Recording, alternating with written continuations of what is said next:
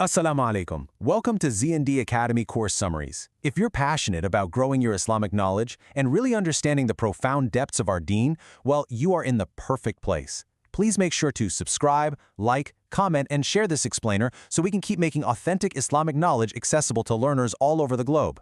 Today, we're exploring a truly beautiful summary of the Hadith curriculum presented by Dr. Mowaffaq Kadsa Al-Ghamdi. We're going to map out exactly how studying the words of the Prophet Muhammad, peace be upon him, literally transforms our minds, our character, and our day-to-day lives. Let's dive right into this explainer. Think about the sheer weight of the Hadith for a second. Consider this incredibly powerful verse from Surah An-Najm. He does not speak from his own desire. It is only a revelation revealed. Guys, this is the foundational rock of everything we study here. We aren't just reading historical quotes or, the philosophical musings of a wise man. The Hadith represents the very niche of prophecy and divine revelation. Every single directive, every piece of advice, every ruling given by the Prophet is guided by the Creator of the heavens and the earth. Just grasping that completely elevates our respect and our focus as we approach this sacred knowledge. And because his words are divine guidance, the Prophet left us with some truly incredible treasures.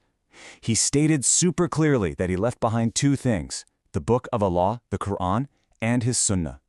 Holding on to them guarantees that we navigate both our religious and our worldly lives safely. Look, we live in a world full of confusion, right? Competing ideologies, endless distractions. It's a lot. But this hadith serves as our anchor. It's a literal guarantee from the Prophet himself that if we grasp tightly to his teachings, we'll never, ever lose our way. Section 1. Jawami al-Kalim, the miracle of concise speech. So how were these prophetic treasures actually delivered to us? Interestingly, it wasn't through massive, drawn-out encyclopedias of text. It was through a unique linguistic miracle. The Prophet was granted a special gift known in Arabic as Jawami al-Kalim. Take a second to really process what this means. It's the profound ability to use very few perfectly chosen words that hold vast, comprehensive, and just endless meanings.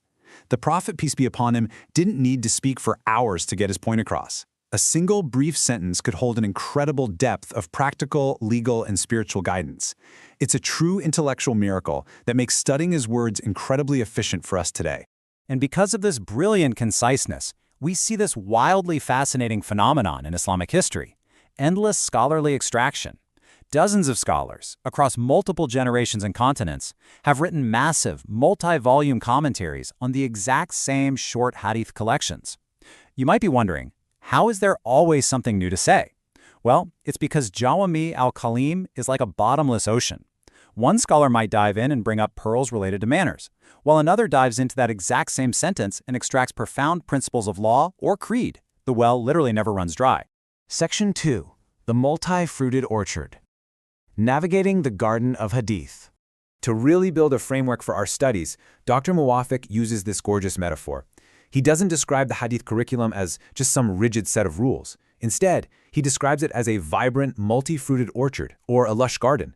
When you walk into this curriculum, you aren't just studying one narrow topic. From a single hadith, you can harvest completely diverse flowers and fruits. We pick lessons in Aqidah, our core creed. We extract fiqh, our daily rulings. We learn suluk, which shapes our behavior, along with ibadah for worship, and sirah to understand the Prophet's biography. You're getting all of this rich nourishment from the exact same garden. And honestly, this perfectly illustrates why we need to engage with every single corner of this garden. Allah commands us in the Quran, whatever the messenger gives you, take it, and whatever he forbids you, abstain from it. This is not a buffet where we just pick the fruits we find most appealing and ignore the rest, right?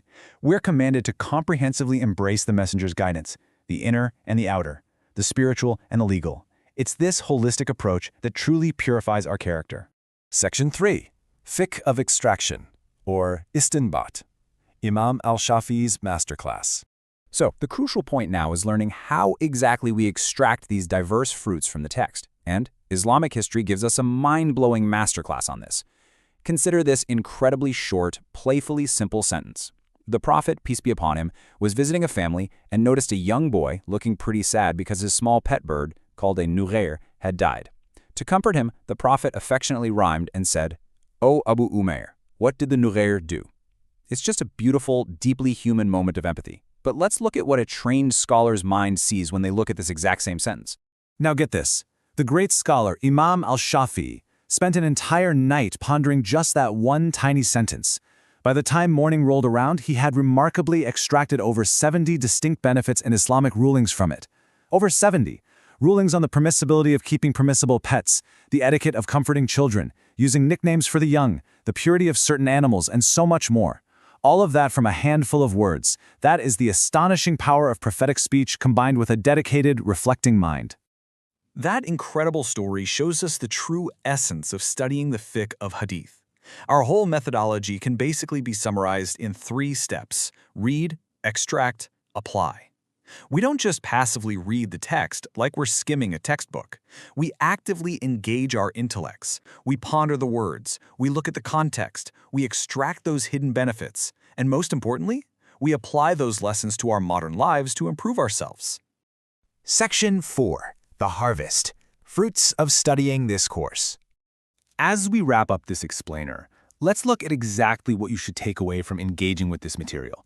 What's the ultimate harvest we're striving for here? Well, first and foremost, view this course as a mini-school designed specifically to open your mind. It trains you to think critically and spiritually. It helps you discover those profound lessons that might not be explicitly written in the main text of the Hadith, but are hidden just beneath the surface. It develops your intellectual maturity right alongside your religious devotion.